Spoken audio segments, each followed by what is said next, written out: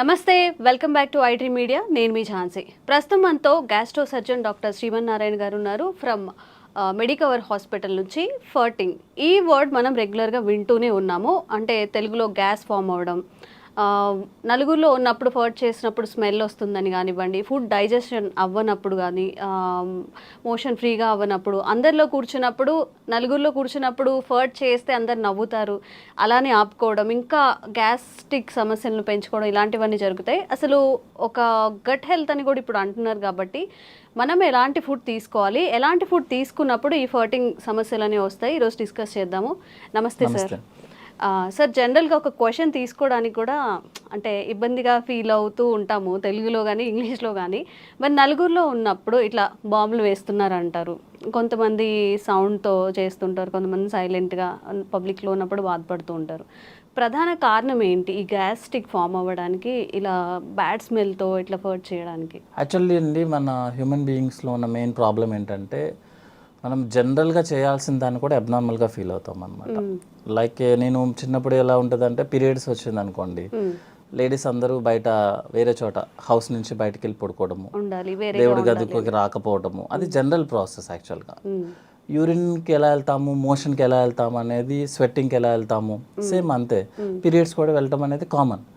అట్లాగే ఈ ఫార్టింగ్ ఏంటి అంటే, మీరు సర్జరీ అయిపోయిన తర్వాత, సపోజ్ నేను గ్యాస్ట్రో సర్జన్, సర్జరీ అయిపోయిన తర్వాత నేను పేషెంట్ని అడిగే ఫస్ట్ క్వశ్చనే, బాబు కింద నుంచి గ్యాస్ పోతుందా అంటే. అంత ఇంపార్టెంట్ యాక్చువల్గా. కానీ అదే గ్యాస్ మనం అందరూ పబ్లిక్లో ఉన్నప్పుడు అయితే కింద నుంచి పాస్ చేస్తే, మనం పాస్ చేయడానికి ఇబ్బంది పడతాము, మనం ఏదో పెద్ద తప్పు చేసేసినట్టు ఎదుటిన్న అతను కూడా నవ్వడం మొదలు పెడతారు. ప్రాబ్లం ఏంటంటే, ఎదుటిన్నాడు నవ్వటం మొదలు పెట్టినప్పుడే మనం షైగా ఫీల్ అవుతాం. యాక్చువల్గా that is the general process. మీరు నోట్లోంచి, మీరు ముక్కులోంచి గాలి తీసుకుంటున్నారు కదా, ఎక్కడికి పోవాలి? అది కింద నుంచే రావాలి కదా, ఎక్కడికి పోతుంది అది? సేమ్ అదే కాన్సెప్ట్ కదా. సో అంత కామన్ దాన్ని మనం చాలా అబ్నార్మల్గా చేసి, ప్రాబ్లం ఎక్కడ వస్తుంది అంటే, సపోజ్ ఆయన కంప్లీట్గా గ్యాస్ పాస్ చేయలేదు అనుకోండి, ఆ గ్యాస్ మొత్తం లోపల అక్యుములేట్ అయిపోతుంది. అక్యుములేట్ అయిపోయి పెథలాజికల్ బ్యాక్టీరియాస్ రైజ్ అవుతాయి. దాన్నే పాష్ వర్డ్ ఈజ్ గట్ హెల్త్ అనమాట. సో గట్ హెల్త్ ఏంటంటే, సపోజ్ మనం హై ప్రోటీన్ తీసుకుంటున్నాం, high protein high fatty meals తీసుకుంటున్నాం అనుకోండి, అది కంప్లీట్గా మనకి డైజెషన్ అవ్వకుండా మోషన్లోనే వచ్చేస్తుంది అనమాట. సో మోషన్ని మనం ఎక్కువసేపు హోల్డ్ చేస్తే ఏమవుతుందంటే, మనకు లోపల బ్యాక్టీరియాస్ ఉంటాయి. పాలు పెరిగవడానికి కావాల్సిన బ్యాక్టీరియా ఎంత గుడ్ బ్యాక్టీరియా ఉంటుందో, సేమ్ మన బాడీలో కూడా బ్యాక్టీరియా ఉంటుంది. ఆ బ్యాక్టీరియాని మనకి డైజెషన్ చేయాలి. సపోజ్ మీరు ఎక్కువసేపు ఆ ఫ్యాటీ మీల్ని, ప్రోటీన్ మీల్ని బాడీలో ఎక్కువసేపు ఉంచుకున్నాం అనుకోండి, అది డైజెషన్ అయ్యి బ్యాడ్ స్మెల్ని క్రియేట్ చేస్తుంది. సో జనరల్ ఫార్టింగ్ అనేది, జనరల్ గ్యాస్ పాస్ చేయడం అనేది స్మెల్ ఉండదు ఎప్పుడు. ఎక్కువగా ఇట్లా ఇబ్బంది అయ్యి, మనం పాస్ చేయడం కష్టం అయ్యి, లేకపోతే బాత్రూమ్స్కి వెళ్లకుండా నెగ్లెక్ట్ చేసి, వర్క్ హడావుల్లో చాలా మంది మార్నింగ్ వెళ్లకుండా, సరే నైట్ టైం హ్యాపీగా రిలాక్స్ అయినప్పుడు వెళ్దాంలే అనుకొని నెగ్లెక్ట్ చేసిన వాళ్ళకి ఏంటంటే ఎక్కువ స్మెల్ వస్తుంది అనమాట. So but both are same. అదేమి డిసీజ్ కాదు, అదేం తప్పేం లేదు. ఇంకొకటి ఏంటంటే, మనం జనరల్గా మంచిగా గ్యాస్ పాస్ చేస్తేనే మనకి గట్ హెల్త్ బాగుంటుంది యాక్చువల్లీ. దానికోసం మనం కొత్తగా ఏం ట్రై చేయాల్సిన అవసరం లేదు.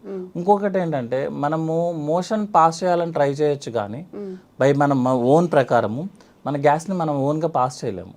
గ్యాస్ అనేది పైనుంచి మొత్తం క్లీన్ చేసుకుంటే దానికి ఆటోమేటిక్గా పాస్ అవ్వాలి తప్ప, మనం సపరేట్గా వెళ్ళి బాత్రూంలో కూర్చున్నంత మాత్రం గ్యాస్ పాస్ అవ్వదు. అంటే అంత ఇంపార్టెంట్. గుడ్ ఫుడ్ తీసుకుంటేనే ఇట్లా గ్యాస్ పాస్ చేయడం ఇలాంటివి అవుతాయి. ఎక్కువగా హై వెజిటేబుల్స్ తీసుకున్నప్పుడు, ఫైబర్ ఫుడ్ ఎక్కువ తీసుకుంటున్నప్పుడు గట్ హెల్త్ చాలా బాగుంటుంది. అది బాగున్నప్పుడు ఏంటంటే, మనకి గ్యాస్ చాలా ఫ్రీగా పాస్ అవుతుంది. సపోజ్ గ్యాస్ మనకి ఫ్రీగా పాస్ అవ్వలేదు, స్మెల్ వస్తుందంటే అర్థం ఏంటంటే, మనం బ్యాడ్ ఫుడ్ తీసుకుంటున్నాం. బ్యాడ్ ఫుడ్ అంటే like fatty food, high fatty food, ఎక్కువ ఆయిల్ యూజ్ చేయడము, ఎక్కువ ప్రోటీన్స్ తీసుకోవడం వల్ల మనకు ఫార్టింగ్ స్మెల్ వస్తుంది. But passing of gas is very important. అందరిలో కామన్ గా ఉండాలి అంటారా ఈ ఫార్టింగ్ అనేది? ఫార్టింగ్ అనేది కాదండి, మనకి యాక్చువల్గా ఏంటంటే, రోజుకి ఒకసారి మోషన్ పాస్ చేయాలి కదా. ఇప్పుడు మన పెద్దవాళ్ళని ఎవరైనా అడిగామనుకోండి, ఏంటి కొంచెం ఇబ్బందిగా ఉన్నా అంటే, ఈ రోజు మోషన్కి వెళ్ళలేదు బాబు, అందుకే ఇబ్బంది ఉన్నది. మోషన్ మనకి యంగ్ పీపుల్, మనం ఒక రోజైనా పాస్ చేయకపోతేనే మనం చాలా అన్ఈజీగా ఉంటుంది. మీరు ఎంత ఫుడ్ తినండి, ఎంత పెద్ద కంపెనీస్లో ఉండండి, అయినా సరే మీకు మార్నింగ్ వెళ్ళలేదు అనుకోండి, యూ ఫీల్ లైక్ అసలు మీరు ఇబ్బంది ఉన్నట్టు అనమాట. అంటే మీరు ఉన్నట్టే ఫీలింగ్ రాదు, ఆకలి వేయదు. మోషనే అంత ఫీలింగ్ ఉంటే గ్యాస్ పాస్ చేయడం అనేది ఇంకా very important actually. So gas కింద నుంచి పాస్ చేయడం అనేది చాలా ఇంపార్టెంట్, దాన్ని అవాయిడ్ చేయాల్సిన అవసరం లేదు. ఇంకోటి ఏంటంటే మనం ఎవరి కోసమో మన యూరిన్ పాస్ చేయడం ఆపేసిన, గ్యాస్ పాస్ చేయడం ఆపేసిన, ఇట్ విల్ బ్లాక్ అయినప్పుడు మన పేగంతా ఉబ్బిపోతుంది లోపల. ఓకే. సో నెక్స్ట్ ఏంటంటే మూమెంట్ అనేది పైనుంచి కిందకు ఉండాలి. మీరు గ్యాస్ కింద నుంచి వస్తుంది, మీరు ఆపేశారు, గ్యాస్ కింద నుంచి పైకి తంతుంది. Okay. So moment will be become abnormal అయిపోతుంది అనమాట. సో అది గ్యాస్ట్రిక్ సమస్యలు వస్తాయి దాని వల్ల కూడా. ఫ్యూచర్లో ఏమవుతుంది అంటే మన పెద్ద పేగ అంతా ఉబ్బిపోతూ ఉంటుంది అనమాట గ్యాస్తో, దాని మూమెంట్స్ ఆగిపోతాయి అనమాట. ఓకే. సో గ్యాస్ పాస్ చేయడం అనేది వెరీ నార్మల్, అది పాస్ చేయాలి కూడా యాక్చువల్లీ. సార్ జనరల్గా ఏదైనా ఒక ఇష్యూ తీసుకున్నప్పుడు అస్సలు మోషన్ ఫ్రీగా అవ్వకపోవడం, ఫర్టింగ్ రాకపోవడం అది కూడా డేంజరస్. అండ్ అలాగే ఎక్కువగా ఫర్ట్ చేస్తూ ఉంటారు. ఇప్పుడు మీరు అన్నట్టు సరే షై లేకుండా పెద్దవాళ్ళు ఉంటారు, ఒక 50+ లేకపోతే 45+ ఉన్నప్పుడు ఎక్కువగా ఫర్ట్ చేస్తున్నా లేకపోతే ఎక్కువగా మోషన్కి వెళ్తున్నా, ఇది కూడా ఏదైనా సిండ్రోమ్ కిందకి మారే అవకాశం ఉంటుంది? జనరల్గా ఎక్కువగా ఫర్టింగ్ చేస్తున్నారు అంటే అర్థం ఏంటంటే వాళ్ళ ఫుడ్ తీసుకునేది అన్డైజెస్టెడ్ ఫుడ్ మెటీరియల్ ఎక్కువ తీసుకున్నట్లు లెక్క. ఓకే. లైక్ కార్బోహైడ్రేట్ డ్రింక్స్ తీసుకోవడం కానీ, లేకపోతే మన protein high protein non vegetarian ఎక్కువ తీసుకోవడం కానీ, ఆయిలీ ఫుడ్ ఎక్కువ తీసుకోవడం కానీ, వెజిటేబుల్స్ తగ్గించుకోవడం కానీ జరిగితే ఏమవుతుందంటే మనకి లోపల మోషన్ బ్లాక్ అయి ఉంటుంది అనమాట. మనం ఈరోజు తిన్నాం అనుకోండి ఒక ఫుడ్ ఐటమ్ ఏదన్నా, అది 3-4 డేస్ వరకు మోషన్లో పాస్ అవుతూనే ఉంటుంది. ఓకే. మన మోషన్ మూమెంట్ ఎట్లా అంటే అండి 1 మీటర్ ముందుకు వెళ్తుంది, 1/2 మీటర్ వెనక్కి వస్తుంది యాక్చువల్గా లోపల బాడీ లోపల. సో ఈజీగా చెప్పడానికి చెప్తున్నాను అనమాట. 1 మీటర్ ముందుకు తోస్తే మోషన్ 1/2 మీటర్ వెనక్కి వెళ్తుంది. అంటే మోషన్ అనేది లోపల సర్క్యులేట్ అవుతూనే ఉంటుంది.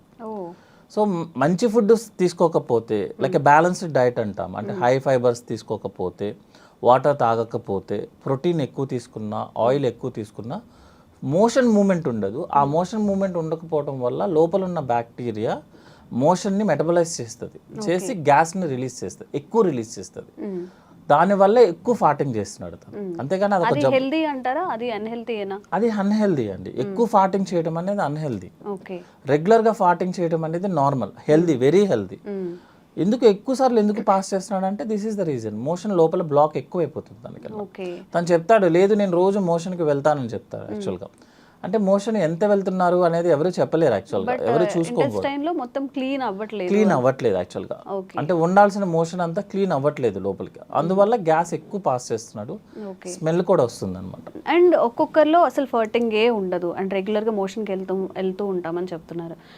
మీరేమో డైలీ ఫర్ట్ చేస్తేనే, అంటే రెగ్యులర్గా ఫర్ట్ చేసేది హెల్దీ అని చెప్తున్నారు. మరి ఇట్లా అస్సలు ఫర్టింగ్ రాకుండా అలా కూడా? యాక్చువల్గా మేడం ఫర్టింగ్ చేయటం అనేది మన చేతుల్లో ఉండదు. ఫుడ్ అంటారా? కాదు. అంటే ఇక్కడ ఏంటంటే కింద నుంచి గ్యాస్ పోవడం అనేది మన చేతుల్లో ఉండదు. పైనుంచి ఇంటెస్టైన్ గ్యాస్ని మూమెంట్ కిందకి తీసుకొస్తేనే మనకి గ్యాస్ వస్తుంది. మీకు 40-50% పేషెంట్స్ వాళ్ళకి గ్యాస్ పాస్ చేయడం అంటే కూడా తెలియదు వాళ్ళకి. యాక్చువల్లీ వెళ్తూ ఉంటుంది, వాళ్ళకి తెలియదు. అదొకటి అంటే మోషన్ అందరూ కాన్సన్ట్రేట్ చేసేది ఏంటి, మోషన్ పాస్ చేసామా లేదా అని చూస్తారు యాక్చువల్గా. సో మనం పేషెంట్స్ వాళ్ళని క్లియర్గా అడిగామనుకోండి, ఏమన్నా మీరు కింద నుంచి గ్యాస్ పాస్ చేస్తున్నారు అనుకుని షై ఫీలింగ్తో కూడా లేదండి మాకు అలాంటివి తెలియదండి అని అంటారు. యాక్చువల్గా గ్యాస్ పాస్ అవుతూనే ఉంటుంది, అది మనం నోటీస్ చేయమంతే. ఎప్పుడు నోటీస్ చేస్తామంటే స్మెల్ వచ్చినప్పుడు, సౌండ్ వచ్చినప్పుడు యాక్చువల్గా మనం నోటీస్ చేసేది. స్మెల్ ఎక్కువ వచ్చినా, సౌండ్ ఎక్కువ వచ్చినా, ఇంకొకటి చెప్పమంటారా, మోషన్ స్మెల్ ఎక్కువ వచ్చినా కూడా ప్రాబ్లం యాక్చువల్గా. జనరల్గా చూసుకుంటే 70-80% వాళ్ళకి మోషన్ అంత స్మెల్ రాదు. కొంతమందికి మరీ చాలా ఎక్కువ స్మెల్ వస్తుంది. అర్థం ఏంటంటే లోపల మోషన్ స్టక్ అవుతుంది.